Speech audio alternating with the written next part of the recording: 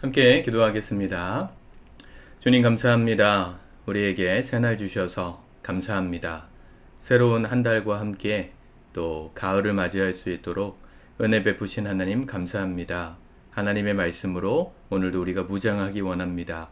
삶 속의 모든 순간마다 주의 말씀이 우리의 영혼을 이끌어 주시고 승리하는 하루 되게 도와주옵소서. 예수님의 이름으로 기도드립니다. 아멘. 우리 찬송가 380장 찬양하시겠습니다.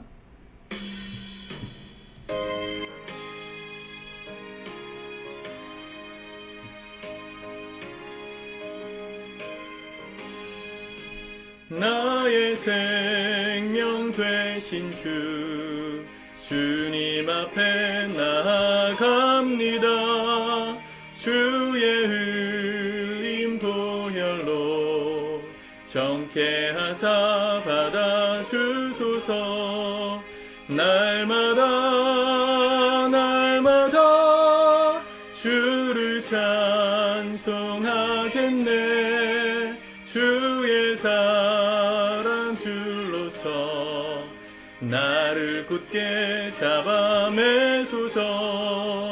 괴로운 세상 지낼 때 나를 인도하여 주소서. 주를 믿고 나가면 자의 길을 잃지 않겠네. 날마다 주를 찬송하겠네. 주의 사랑 줄로서 나를 굳게 잡아매소서.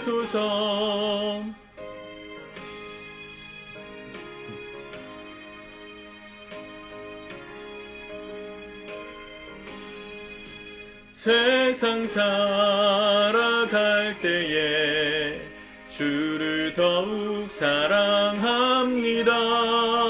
밝고 빛난 천국에 나의 영혼 들어가겠네.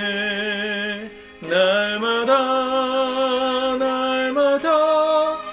주를 찬송하겠네. 주의 사랑 줄로서 나를 굳게 잡아매소서. 아멘. 아멘. 오늘 하나님 말씀은 마태복음 1장입니다. 10월에는 우리 마태복음을 묵상하면 좋겠습니다. 먼저 읽고 같이 묵상합시다. 마태복음 1장. 아브라함과 다윗의 자손 예수 그리스도의 계보라.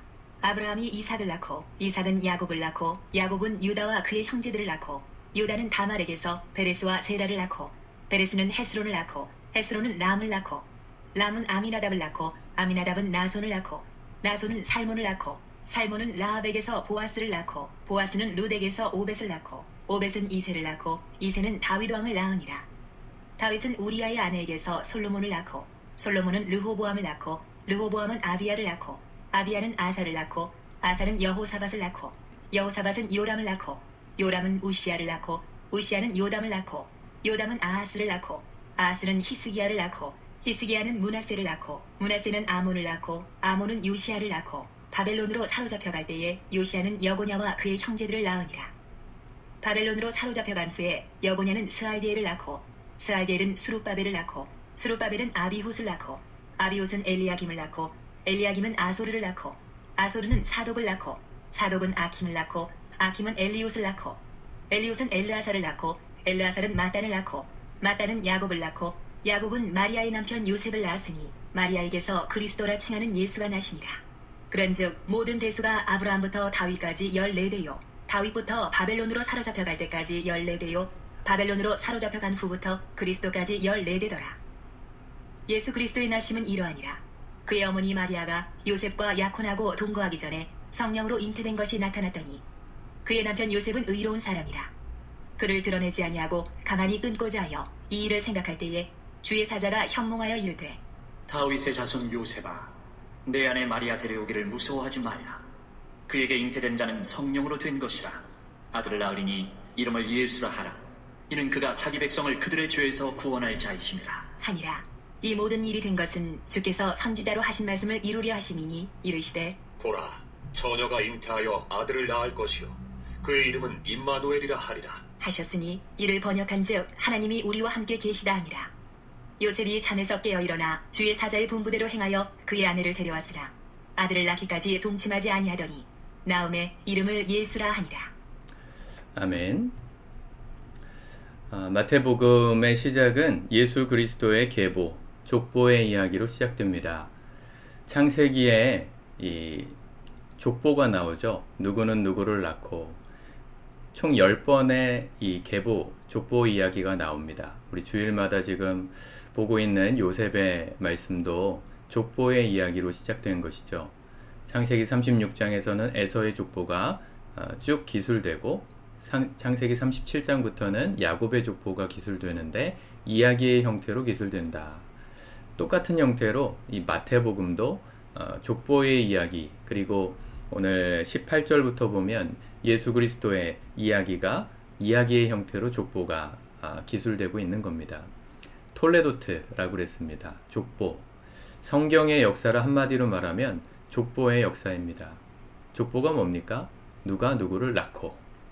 오늘 이 마태는 히브리인들을 대상으로, 유대인들을 대상으로 복음의 편지를 쓴 것인데, 예수님을 소개하는 편지를 쓴 것인데, 그 이스라엘의 역사를 쭉 아브라함부터 정리했죠. 그래서 예수 그리스도 17절 보면 아브라함부터 다윗까지가 14대, 다윗부터 바벨론으로 잡혀갈 때까지 14대, 바벨론으로 사로잡혀간 후부터 그리스도까지 14대, 이 14대, 14, 14, 14, 3번이니까 32대죠. 42대죠. 42대까지 이어지는 이 긴 역사. 제가 신한주시이거든요. 주시잖아요. 신한주시 계보를 따르는데 제가 33대 손인가 32대 손인가 그래요. 그러니까 시조 할아버지로부터 32대째 제가 태어난 거니까 제 이후로도 한 10대 정도 더 내려가야 하는 정도의 길이니까 엄청난 역사와 또 시간을 말하고 있는 겁니다. 구약의 마지막 장면이 느헤미야라 그랬죠. 느헤미야가 개혁을 일으켰던, 하나님 앞에 각성을 포기하지 않고 부르짖었던, 그리고 거기 계보의 이야기가 나오는데 그때 나왔던 사람들의 이름이 12절 이후에 12절부터 16절까지 나옵니다. 구약의 마지막 장면도 족보, 계보의 이야기고 신약의 첫 번째 장면도 이 계보의 이야기입니다. 계보는 가정을 중심으로 쓰여지는 것이죠. 창세기도 그렇고 이 마태복음도 그렇고 우리에게 하나같이 강조하고 있는 가장 중요한 기관, 그게 뭡니까? 가정이에요. 가정이 왜 중요합니까? 그냥 우리 식구니까, 피부치니까, 혈연이니까. 그래서도 중요한 게 있겠지만 더 중요한 것은 하나님은 우리 가정들을 세우실 때 계획이 있으시다는 걸 알 수 있어요. 하나님이 아담과 하와를 첫 번째 가정으로 세우셨어요. 하나님이 직접 만드신 기관이 가정, 그리고 교회라고 그랬잖아요. 이 최초의 가정이 곧 교회이기도 했습니다. 가정을 통해서 하나님은 세상을 만드시고 그 만드신 세상 가운데 하나님의 복을 누리게 하시는, 이 하나님의 창조 경영에 참여하게 하시는 사명을 주신 것이거든요. 하나님은 가정을 통해서 하나님의 놀라운 구원 계획을 이어가셨습니다. 그게 구약의 이야기고, 느헤미야의 마지막 장에서 끝나고 마태복음으로 넘어오기까지 약 400년 정도의 암흑기가 있었어요. 신구약 중간기라고 불리는 400년의 시간이 있습니다. 이때는 하나님의 음성이 들리지 않고 선지자도 나타나지 않았던 시대. 그 시간을 통해서 하나님 뭘 하셨을까요? 하나님의 구원 계획이 400년 동안 중단될 것 같았던 그 시간에 하나님은 뭘 하셨을까요? 가정들을 통해서 예수 그리스도의 태어나심을 준비하고 계셨다는 것이죠. 하나님의 놀라운 역사, 그것은 가정을 통해서 시작되고 완성됩니다. 출애굽기의 말씀도 마찬가지예요.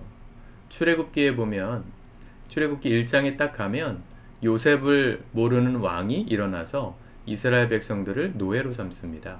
그리고 그 노예로 삼은 이스라엘 백성들이 고통 가운데 하나님께 부르짖는 장면으로 출애굽기 1장이 끝나는데 2장이 딱 넘어가면 하나님께서 이 모세의 엄마 아빠의 이야기로 2장을 여세요. 하나님은 이 이스라엘 백성들이 고통 가운데 부르짖을 때 그들을 구원하실 계획을 세우셨는데 그 시작이 가정이었다는 것이죠. 한 경건했던 여인과 남자를 택하셔서 그에게 자녀를 주심으로 하나님의 구원 계획을 이어나가셨던 그 전통과 역사를 오늘 예수 그리스도를 통해서도 이어가신 겁니다. 18절 예수 그리스도의 나심은 이러하니라. 갑자기 아이 낳는 이야기를 한단 말이죠.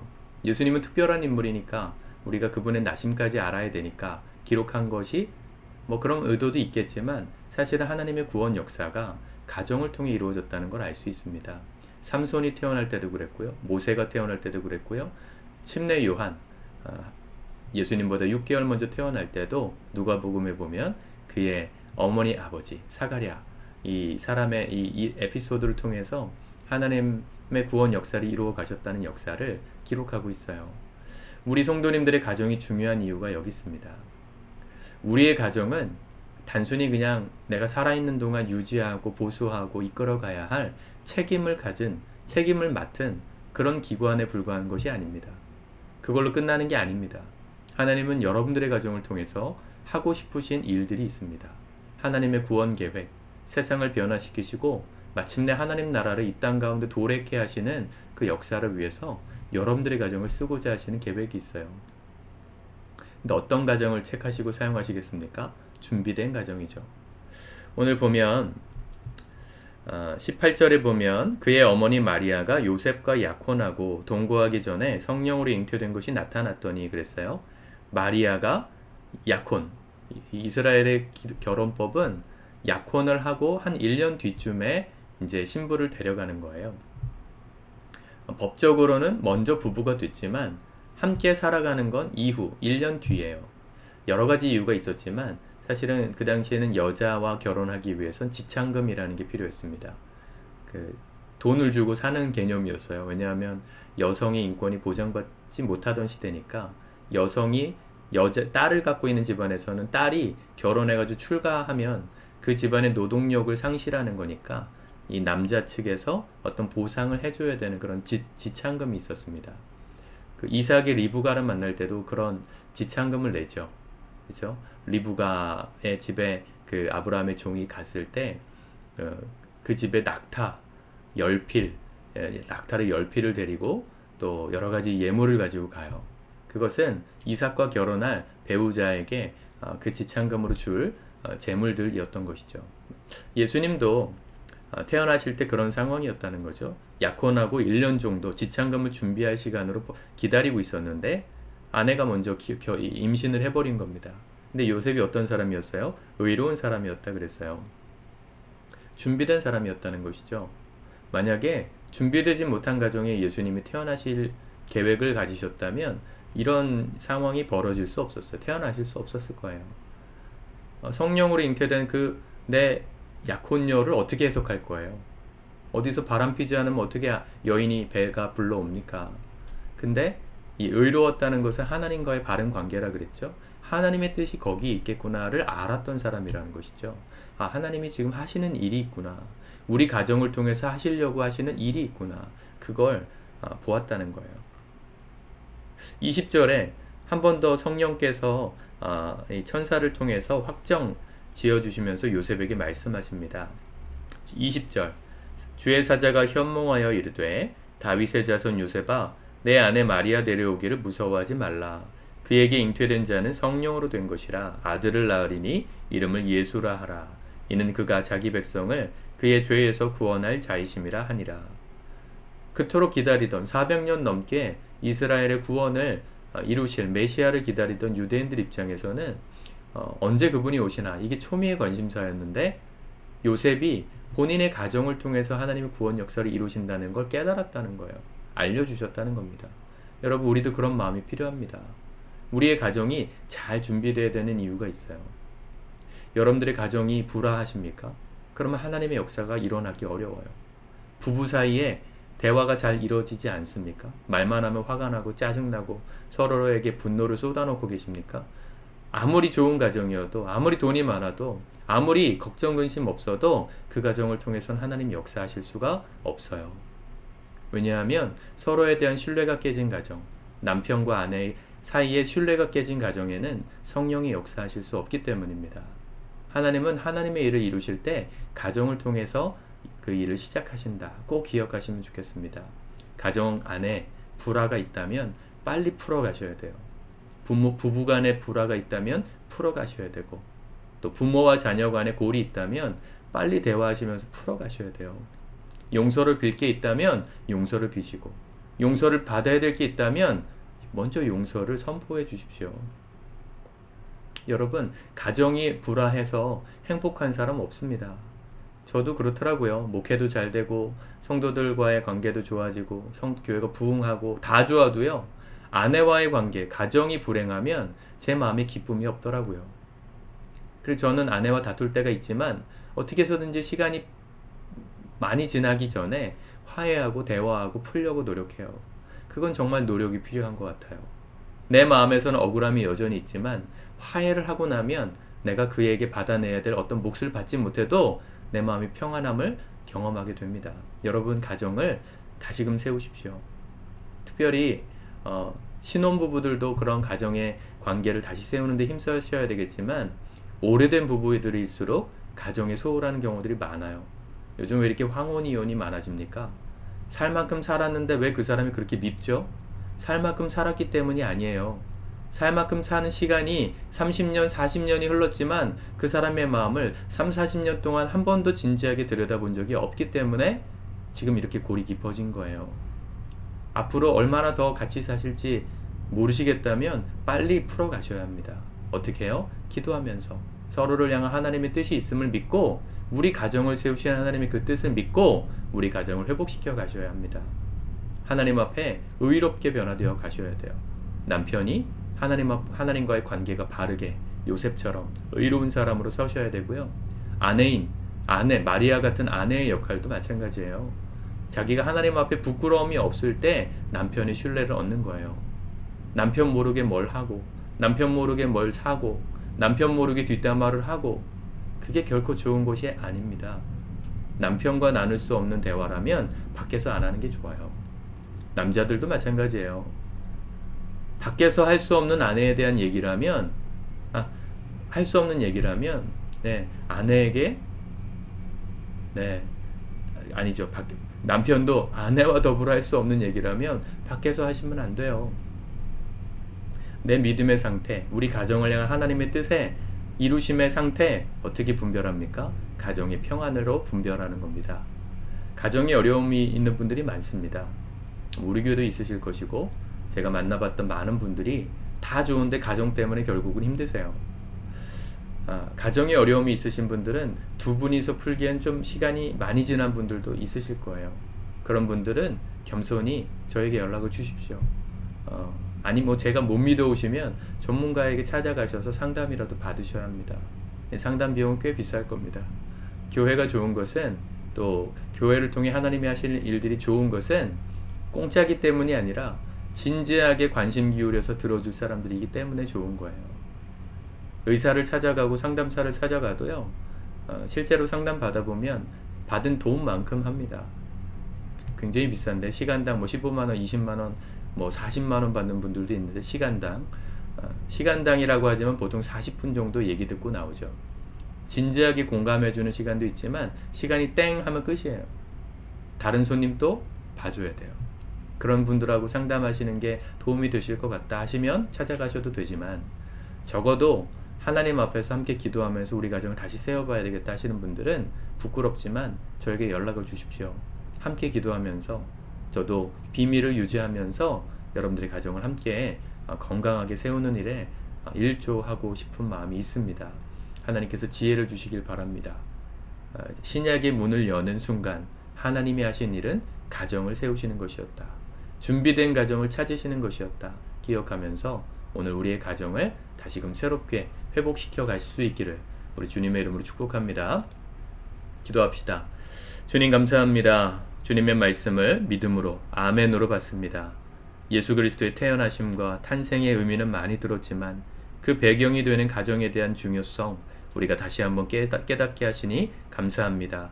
어제까지 부부 사이가 틀어지고 대화가 오고 가지 않는 가정들이 있다면 그 냉전을 끝내게 하시고 주님 안에 서로 겸손히 엎드려 용서하고 화해하며 가정을 다시금 세우는 일에 힘쓰고 애쓸 수 있도록, 그래서 우리 가정을 통해서 주님이 하시고자 하시는 주의 뜻이 놀랍게 성취되어 갈 수 있도록 축복하여 주시옵소서. 예수님의 이름으로 기도드립니다. 아멘.